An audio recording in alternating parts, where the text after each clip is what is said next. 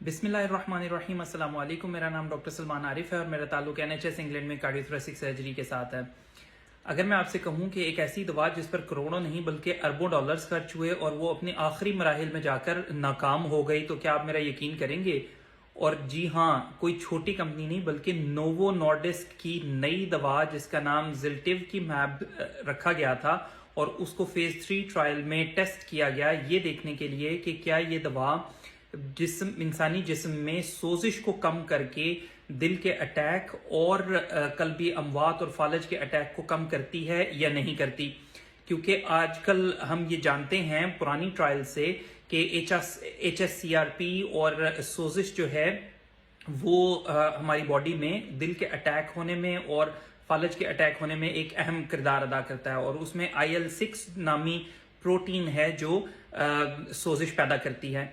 ये दवा इस प्रोटीन को टारगेट करती थी और हकीकत में इस दवा ने वाकई IL-6 के लेवल्स को कम कर दिया, लेकिन ये दवा अपने जो प्राइमरी एंड पॉइंट्स हैं वो अचीव नहीं कर सकी। यानी सोजिश के जो मार्कर्स थे वो तो कम हो गए, सोजिश जो लैब टेस्ट है उस पर तो कम आ गई, लेकिन दिल के दौरे, कल्बी अमवात और फालज के अटैक में कोई कमी नहीं देखी गई, और यूं ये दवा नाकाम हो गई और टेस्ट पास नहीं कर सकी।